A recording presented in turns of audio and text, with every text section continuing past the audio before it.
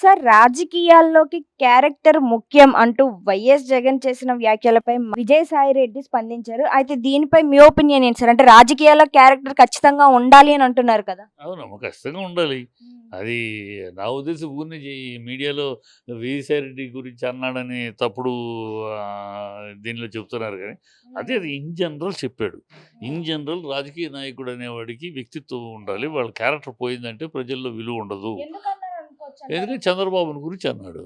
Chandrababu characterless మనిషి. అన్ని యూటర్న్‌లు, అన్ని అబద్ధాలు, అన్నీ సొంత మామ పెనకనే మామని చంపటం, మళ్ళీ మామయ్య దేవుడు అనటం, ఈ అన్ని రకాల క్యారెక్టర్‌లెస్ మనిషి కదా ఆయన. అవసరాన్ని బట్టి అవసరాన్ని బట్టి మోడీ టెర్రరిస్ట్ అంటాడు, మోడీ పనికిరాడు అంటాడు, మోడీ ఈ దేశంలో ఉండటానికి పనికిరాడు అంటాడు, మళ్ళీ మోడీ కాళ్ళు పట్టుకుంటాడు, మోడీ గొప్పోడు అంటాడు. ఏ సమయానికి ఏ మాట వస్తే ఆ మాట పడదు. ఒక విలక్షణమైన వ్యక్తిత్వం లేదు కదా! సో, క్యారెక్టర్‌లెస్ అని వ్యక్తిత్వం పోగొట్టుకుంటే మట్టిలో వదిలిన నీళ్ళే. మట్టిలో నీళ్ళు పడిపోతే మళ్ళీ నీళ్ళని బయటికి తీసుకెళ్ళాలి. పోతే రాదు అని ఆ లెక్కలో అన్నాడు. ఇన్ జనరల్ అన్నాడు. ఇండైరెక్ట్‌గా ఎవరి పేరు చెప్పలా. ఇన్ జనరల్ అన్నాడు ఆ మాట. ఇన్ జనరల్ మాట అది చంద్రబాబుకి అట్రిబ్యూట్ అవ్వచ్చు. విజయసాయిరెడ్డికి ఎందుకు అట్రిబ్యూట్ అవుద్ది? విజయసాయిరెడ్డి గురించి ఎంతోమంది ఉన్నారు. అసలు ఇప్పుడు ఆంధ్రప్రదేశ్‌లో రాజకీయ నేపథ్యం ఏంటంటే, జగన్ పక్కన ఎవరున్నారు? ఎవరు ఉంటున్నారు? ఎవరు వెళ్ళిపోతున్నారు? ఎవరు వస్తున్నారు? ప్రజలు పట్టించుకునే పరిస్థితిలో లేరమ్మా. ప్రజలు జగన్, జగన్, జగన్. ఓటేస్తే జగన్ మొహం చూసి, జగన్ ఎవరు నుంచోబెడితే వాళ్ళు. ఆ నుంచోబెట్టిన క్యాండిడేట్ మొహాన్ని బట్టి, జగన్ పక్కన ఎవరు నుంచున్నారని మొహాన్ని బట్టి ఓట్లు ఎయరు. మొన్న 40% జగనా, చంద్రబాబు జగన్‌కేశారు. రేపు 60% ఓట్లు జగన్‌కి వచ్చినా జగన్ కోసం ఏస్తారు అంతే. జగన్ కోసం కానీ జగన్ పక్కన విజయసాయిరెడ్డి ఉన్నాడా, చిట్టిబాబు ఉన్నాడా, పేర్ని నాని ఉన్నాడా, ఇయన్నీ ప్రజలకు అవసరం లేదు. మీడియాకి కావాలేమో కానీ వాళ్ళకి అవసరం లేదు. ప్రజలకి జగన్ అంతే. జగన్, జగన్, జగన్. 1-10 జగనే వాళ్ళకి. జగన్ బట్టి ఏస్తారంతే. సో, ఇవాళ అందుకని జగన్ ఉండేవాళ్ళు ఉంటారు, వెళ్ళిపోయేవాళ్ళు వెళ్ళిపోతారు. రాజకీయాలు ఏముంది? రాజకీయాలు రేపు అదే అధికారంలో వస్తే మళ్ళీ వచ్చేవాళ్ళొస్తారు. ఇది ఆయారాం, గయారాం అలా వచ్చేవాళ్ళు, పోయేవాళ్ళు, అధికారం లేకపోతే నిద్ర పట్టనోళ్ళు జరుగుతూ ఉంటది. ఆయా పార్టీలు కూడా ఆ పరిస్థితులు బట్టి, అప్పుడు అవసరాలను బట్టి చేర్చుకోవడం, లేదు దూరం పెట్టడం చేస్తా ఉంటారు. దీనివల్ల ఇప్పుడు చంద్రబాబు బట్టి పార్టీ అంతే గదా! చంద్రబాబు పక్కన ఎవరున్నారని గాదు గదా! చంద్రబాబుని బట్టి తెలుగుదేశానికి కూటమిని బట్టి చంద్రబాబుని బట్టేగా కూటమి ఏర్పడింది. ఆ కూటమి ఒకళ్ళ ఓట్లు ఒకళ్ళకి మారని ఏదో గుంపు కొత్తగా పడ్డారు.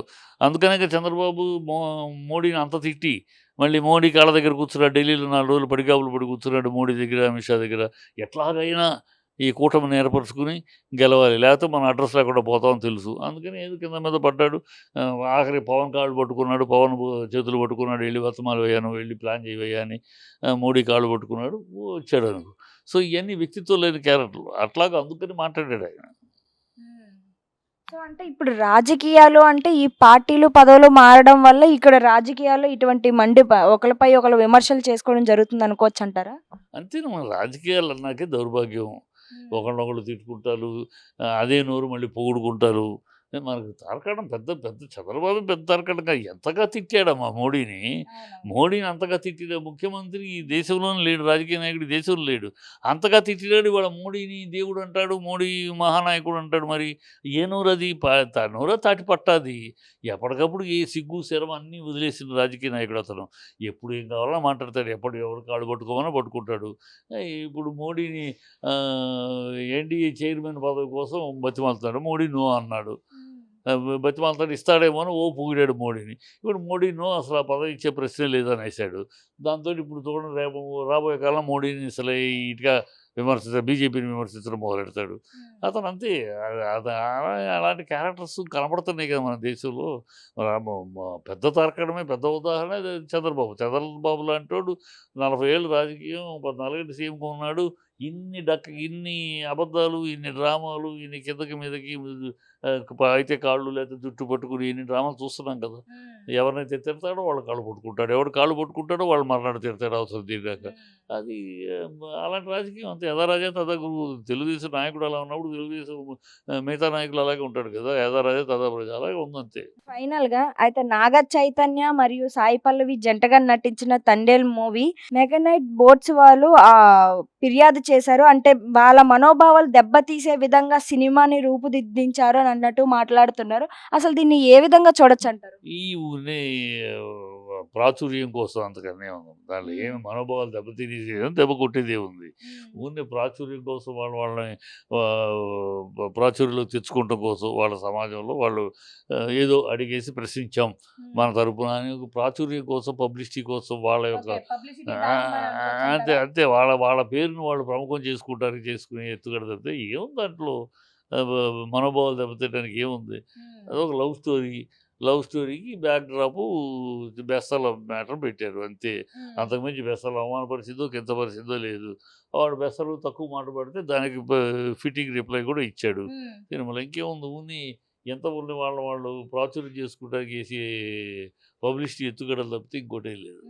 సార్ ఇంతవరకు ఒక హీరో హీరోయిన్ కలిసి నటించిన సినిమాలో హీరోలకి కటౌట్లు కట్టడం వరకు మాత్రమే మనం చూసాం ఇంతవరకు కూడా.